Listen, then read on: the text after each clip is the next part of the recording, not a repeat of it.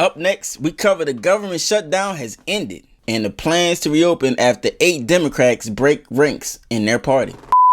Let's begin with Madeline Rivera live from Washington with the latest on when we can expect this shutdown to officially end. Maddie, good morning.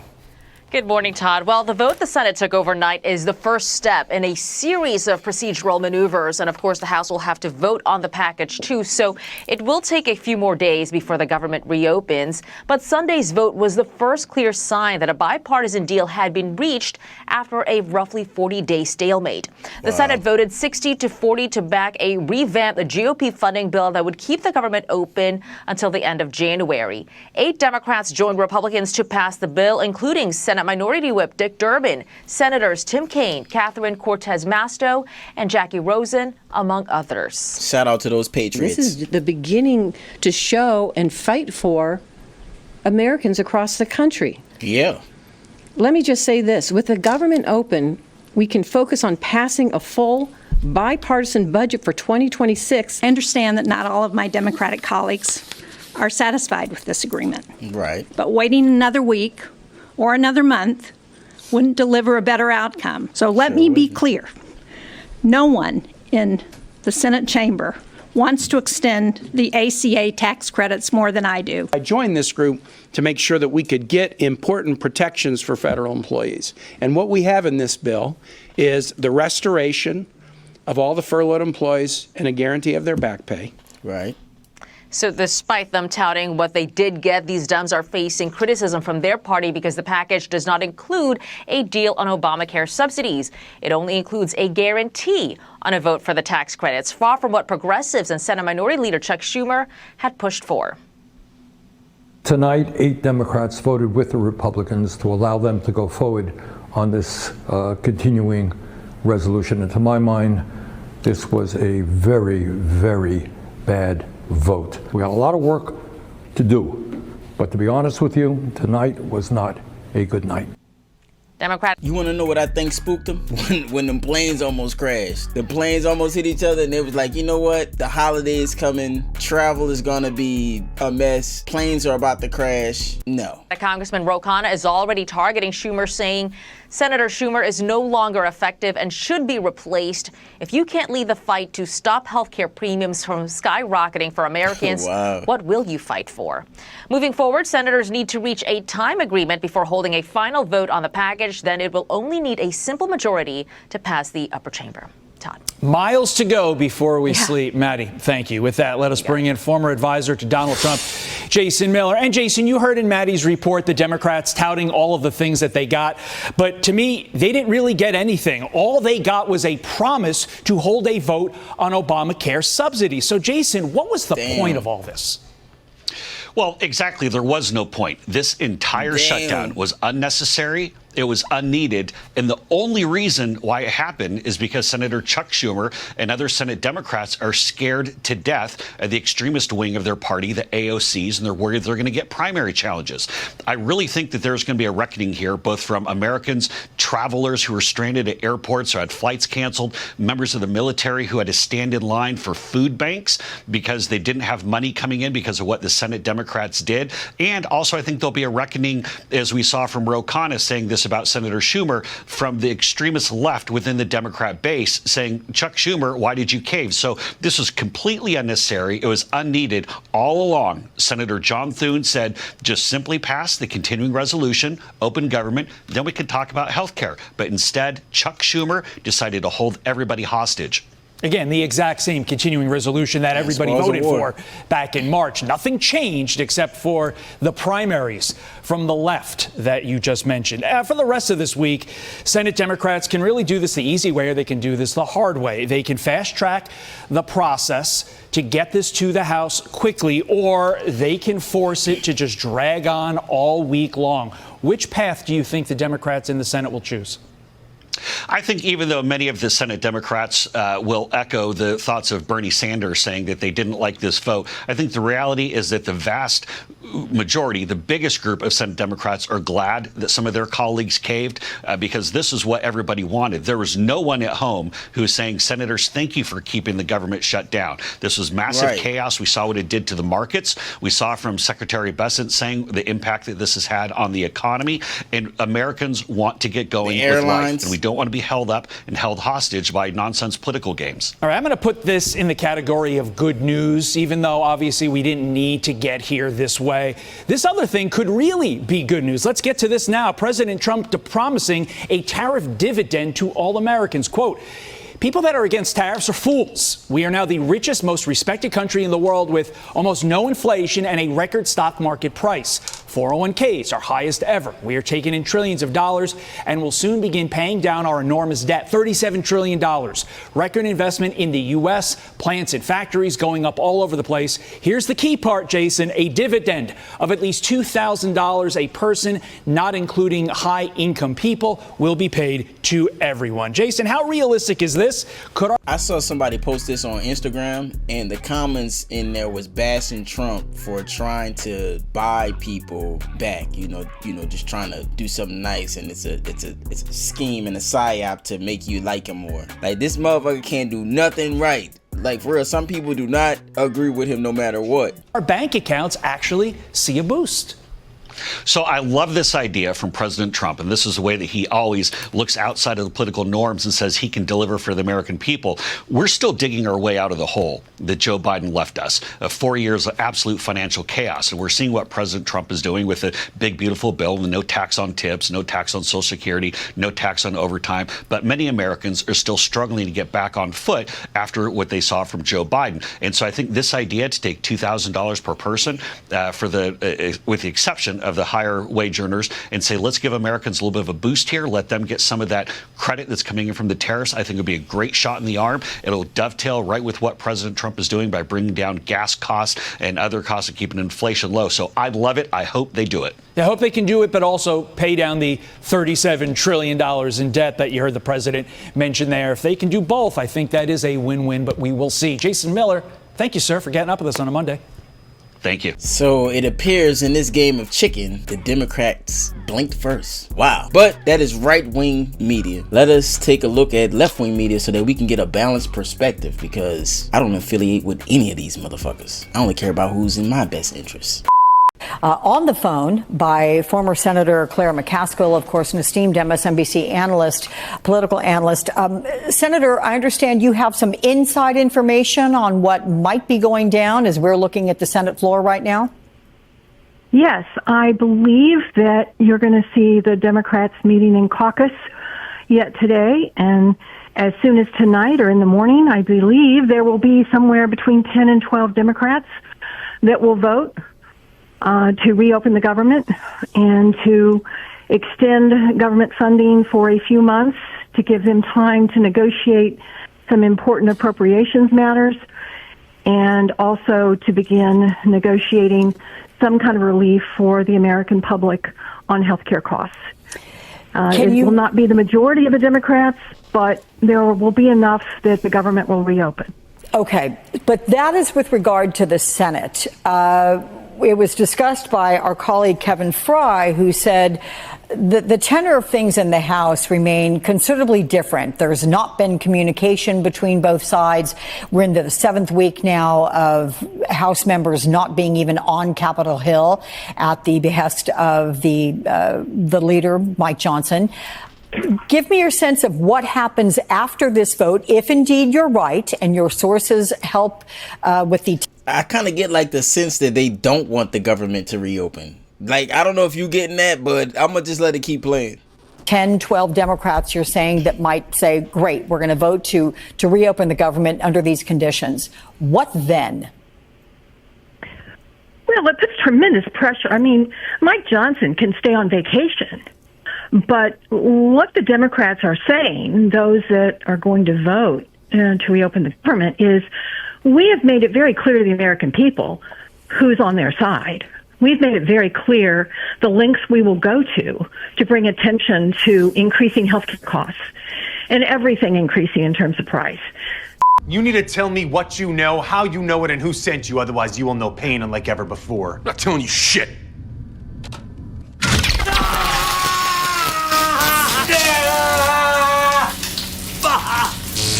Does that change your mind? Sorry, pal. Not for sale.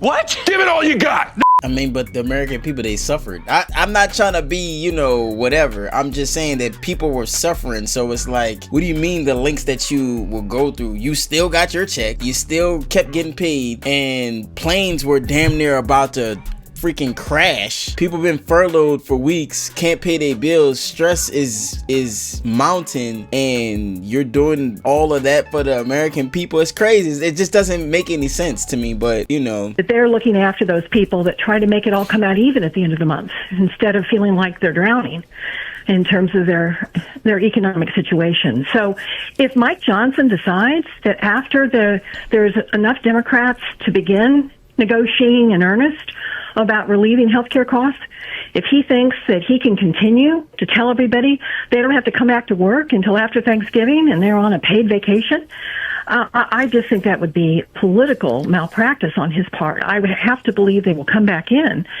and realize that they have an opportunity now to show whether or not they care about anybody but the billionaires. But what about the last 12 times you guys voted and you voted to keep it shut down? Is that not political malpractice? We are getting word backing up your sources as well that the Senate Dems do plan to huddle for a caucus meeting. That we're hearing around 5 o'clock. So that's an hour and 45 minutes or so from now. Will there be in that session a strategy of which Democrats will vote with Republicans? How does that work? Or is it just an individual's choice? Well, Alex, in most of these situations, it comes down to individual's choice. We are still, thank goodness, you can't gerrymander states. So we have Democrats representing purple states. We have Democrats representing states that have Republican leadership in their legislatures and in the governor's mansion. Mm-hmm. So you have some Democrats that are looking for a moderate path to reopen government, but with an eye toward really finding relief for the people that they've been standing strong on behalf of. So I think you could, clearly the ones that aren't running again will probably be voting yes. You're talking about Gary Peters, you're talking about Jeanne Shaheen, you're talking about probably some of them that are from purplish states that would be willing to do it. Sandberger said it's time to reopen the government. It wouldn't surprise me to see the senators from Virginia agreeing with her because of the impact it has on their constituents. So Angus King is very independent-minded. He was not happy about this in the beginning. And you see, that's what I'm saying. It sounds like they are advocating for the government to stay shut down. And so the people that they're speaking on that are Democrats, they consider them more right-leaning or moderate instead of being extremely left. And those are the people that, for lack of a better word, seems like the weak links in their agenda to keep the government shut down. You know what I'm saying? But the way that they tailored the message was as if it was the Republicans that wanted to keep the government shut down. But here and now, after it's all said and done, it's like, yeah, that's who betrayed us. It's these moderate, right-leaning Democrats that's gonna betray us. That's what it sounds like. And foresaw that, yes, we can make a point, but eventually we're gonna have to get the government open for the people who need it. So it will be, but there's not pressure put one way or the other. I will be very surprised if any of the senators criticize any of the other senators, their colleagues in the Democratic caucus for the vote they take, whether they vote yes or whether they vote no. But Claire, I should say we've been on the air for a couple of hours, and it has been discussed several times on this broadcast already that Democrats can't trust Republicans. They can't trust the Trump White House to follow through on certain promises. Do you have a sense of what they can and can't trust Republicans on right now?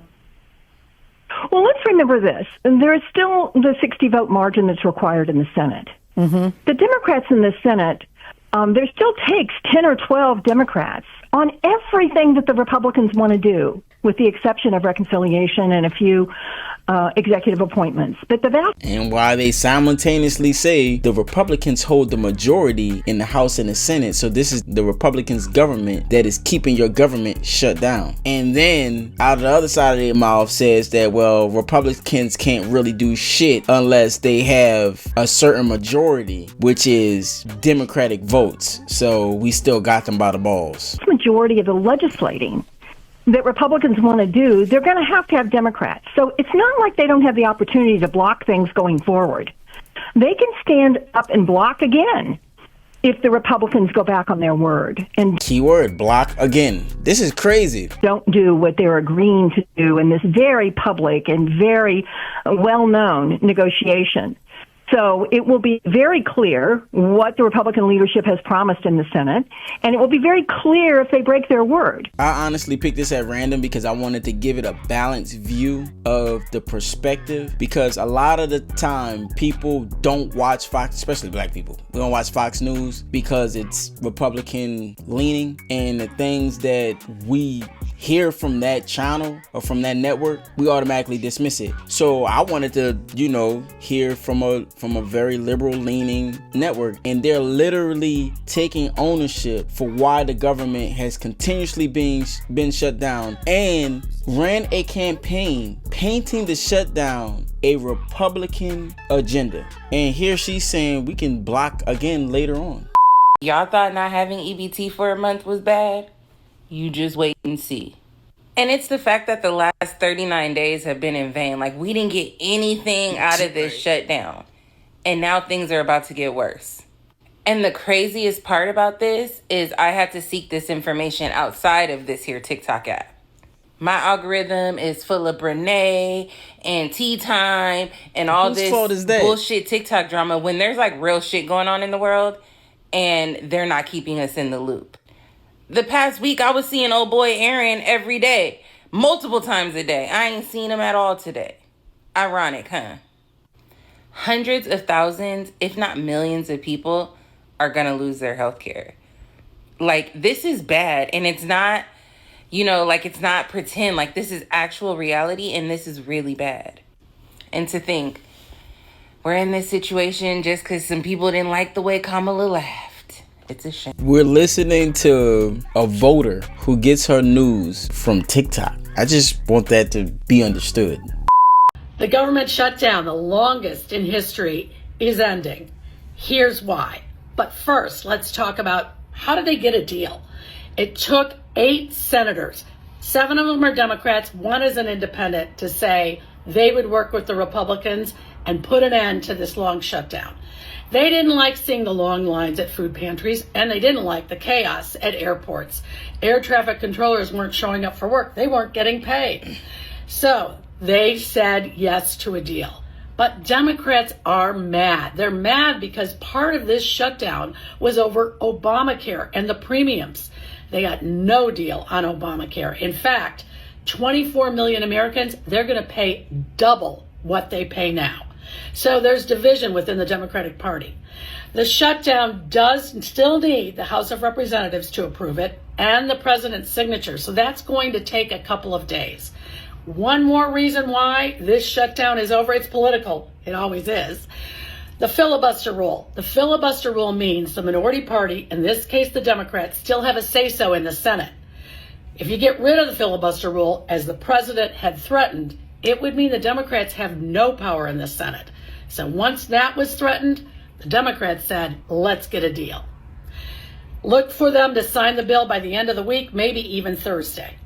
I think I saw Nate the lawyer speaking on the nuclear option that Trump was considering doing, and he did mention getting rid of the filibuster. Yeah, that does make sense, like threatening to take their Trump card, pun intended, away from them. Trump obviously forced their hand into ending this madness. after more than 40 days, we finally have an agreement to end the government shutdown. And while the House and the Senate still need to take a couple more votes, looks like this thing could be wrapped up by Wednesday afternoon. So let's get into what they decided on and what comes next. So first of all, you have those programs for veterans, for food assistance, for agriculture. That's going to be fully funded until September of next year. Those are all updated funding levels. Rest of the government, you're just going to continue current funding levels until January 30th. That's going to give them more time to try and figure out update funding levels. Could potentially have another shutdown then, but we're not going to worry about that right now. Other big thing, federal employees who would have otherwise been fired at the end of this shutdown, they're going to be able to keep their jobs, and all federal employees are going to get back pay that they did not get during this shutdown. Now, the thing that's not in there are those Affordable Care Act tax credits that are keeping healthcare costs low for millions of Americans.